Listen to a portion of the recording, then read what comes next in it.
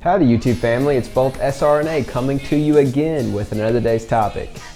Today I wanted to talk to you guys about what it's like to be in CRNA school, what your schedule's kind of like, and what you get with time off as far as like spring break or Christmas break and things like that. It's currently spring break for me right now, so I thought it'd be apt to kind of talk about this right now with you guys.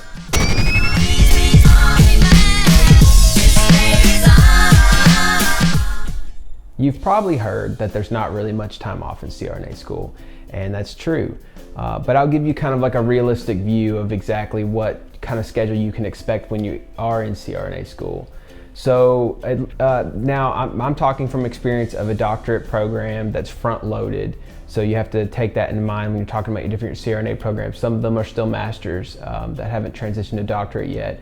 And then some programs are not front loaded, some of them are integrated. So that means with integrated programs, you start clinicals usually very soon, maybe a month or so into the program, you'll already be in clinical settings, doing clinical things, and you kind of just learn as you go. Whereas with other CRNA programs that are front loaded, like mine is, you usually spend your entire first year doing full didactic work. So that's classroom work. You're gonna do lots of your anesthesia courses, you're going to do a lot of your background like genetics and organic chemistries and your anatomy and physiologies, a lot of that background work you're going to do in your first year. So you don't do clinicals your first year. And that's the program that I'm in now. But anyway, as far as time goes, you really get minimal to no extra time off. In our first year, we get a little bit of time off. Like for Thanksgiving, we got a week. And we got, I think, 2 days in fall for some kind of fall break thing, but you can't really count that. When they give you like 2 days off, well, you've got a test the day you come back and you've got a mountain of material to study. So you really, those are just 2 days that you're gonna be studying at home by yourself. So it's not really days off. But now for Christmas, we did get 2 solid weeks of just no schoolwork, no anything. Like we were able to be free away from the classroom for at least 2 weeks. And then they gave us 4 weeks after that we didn't have to be on campus. Now we still had to do schoolwork online throughout January. It's called their January term, where they make you do like online modules and stuff. You start doing some of your pharmacology and your organic chemistry courses in the January term like that, but you do it all online. It's kind of self-directed. You look at videos that have lectures on them and you take quizzes and tests and stuff. But it's self-directed and you kind of just teach yourself during January, and then you come back in February. So after you get back in February, that's pretty much the majority of your breaks that you're gonna have, you've had them at that point. They're gonna give you spring break, which I'm in currently right now, but the trick is, of course, you're gonna have a mountain of material they will have given you right before you start spring break, and then you're gonna have to be accountable for that when you get back from spring break. So you could probably choose to not study at all or do any of your work over spring break, but I don't think you're gonna be a very successful student if you tried that. So most of us are gonna be doing work even over spring break. I am gonna go to Austin, Texas to meet up with some of my friends from Texas for a week, well, for 4 or 5 days. But other than that, the rest of the spring break, the other 3 days or so, I'll actually be studying and keeping up with schoolwork. Even today, I was doing schoolwork and stuff. So it's not really a true spring break. And then after that, we get a week in May, which is actually a true break. We get a full week in between the semesters changing from fall semester or spring semester to summer semester. They give us a whole week that we don't have to do anything. Finals are over, there's no schoolwork to study for. And then we come back and then we go full steam all through the summer, no breaks. Every single day is packed in the summertime for us. And then we come back in August. They give us one week between the summer and fall to have free. And then you come back in August and you go full steam again. And that's when you start your clinicals. When we come back in August, that's when you hit your clinicals, and that's when things go full steam ahead. There's really, after you start clinical rotations in CRNA school, you pretty much never get breaks, because even if you don't have classroom time where they want you to be in lecture hall for some reason, you still are going to be required to fill in at your clinical rotation sites.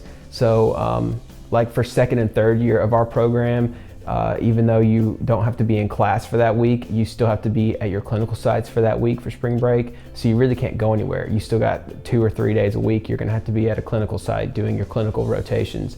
Same for Christmas. Throughout that January time period that I told you that we had free and just had to do some online coursework, they actually, second and third years have to, every week they have to be in clinical rotations during January. And I think they still have online coursework too on top of that. So they're pretty busy in January too. And that goes for pretty much every single break from then on, when second year starts, all through second and third year. You never really get a real break from what they've told us. You really are you're gonna be doing clinicals, even if you're having a week free from actual schoolwork, being in class or whatever, you're gonna be doing clinical rotations. And then also, if it's a doctorate program, your second and third year, you're gonna be heavily working on research and stuff to get ready for your doctorate program, or doctorate project, I mean. So your doctorate project is very long and extensive. Most people work on it for 2 years straight, and it's supposed to be, you know, a very, very scholarly written research that should be published in like a peer-reviewed journal when you graduate. So it's a pretty big deal, and you have to spend a lot of time on it. They're already prepping us this year with mini projects and mini research stuff that we've had to do. And even these smaller little mini assignments they've given us to get us ready for it, they take up so much time. And so I can't even imagine in the next year when we have to do a massive doctorate project in the next 2 years, when we have to do that, how much time that's going to take out of my life. So even if I'm home for Christmas break or whatever, I'll probably still be doing research, trying to get my stuff ready to do my giant, you know, presentation. So that's kind of like the schedule for your CRNA school, and as far as breaks and stuff go. As far as a breakdown of how my program works, like I said earlier, it's front loaded. Most front loaded programs, you do a huge majority of your academic kind of didactic in classroom work your first year, which means you're swarmed your first year with just studying and cramming all the time. But you don't have to go to clinicals usually. You don't have to like be somewhere except lecture at a certain time or whatever. You're not physically doing anything. But your second and third year, well, your second year I'll say is kind of like a hybrid. You do like 50% clinical work, 50% in lecture on campus work, and that's really where you're doing a lot of your minute kind of anesthesia courses, like pediatric cardiac anesthesia courses and stuff. Like you're getting into the very specific subspecialties of anesthesia, and since you're doing clinical rotations that go hand in hand with those, it's very helpful for them.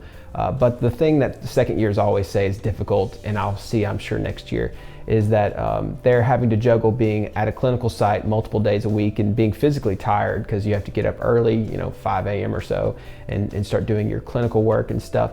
And then you may get off later on in the evening, and then when you get off, you know, you're tired, you want to go home and rest, but you actually have to go home and study because then you've got, you know, classroom time that you've got to be back in the next day, and you actually maybe have a test or some other thing due. So it's trying to juggle both those worlds at the same time.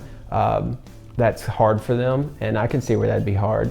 And then third years, really, I'd say they probably have it the best as a third year because they've already done a majority of the work. They have very little on-campus didactic stuff. They still have to be on campus, I think 1 day a week for something, but the majority of the didactic learning and stuff in classroom, they've done their first and second year. Third year is a lot of the working on your doctorate, you know, thesis type projects and research, and you do a ton of clinical. You're in clinical, you pretty much work a full-time job, maybe more than full-time hours of clinical every week, week after week after week, for the entire third year. So that's the majority of third year, which at that point you're pretty comfortable, I think, at that point in third year. Usually most students are with doing anesthesia, so it's not too hard on you to do that. You kind of enjoy it. And actually, as you get towards the end of third year, my friends that have been at the end of CRNA school, they actually kind of resent the fact that they're doing so much clinical because they almost feel like they're doing free work for the hospital because they've done it for so long. They don't feel like they're really learning that much anymore, and that they're actually just kind of going through the motions and providing free anesthesia. And I'm not going to say that that's true or not. I'm sure they're still learning, and that's, you know, good that they're there. But that's just the mindset, I mean, of the end of third year students. Their mindset is kind of like they're ready to graduate and go, and so it's just a totally different mindset and world as a first year who is in my place now. So as I'm talking to you guys about how I've had no extra time and the schedule's so stressful and the things are only gonna get worse, I wanted to tell you that I got a dog, because that was the dumb decision, but I shouldn't say dumb, it was an irresponsible decision. But this little guy, I couldn't say no to him, and I decided I was gonna go. I didn't want to wait 3 years until I'm out of school to finally get a dog, so I got Scout here, and he doesn't like to be held like this, but he's still a pup, so he'll let me hold him for approximately 3 seconds before he jumps down. But that's Scout. He keeps me running around. But anyway, so that's essentially the schedule, guys, with CRNA school, at least from my front-loaded DNP program. If you have any other questions about it, just hit me up in the comments below. And otherwise, I'm gonna head off to Austin, Texas and have a little fun for a few days. Bolt out.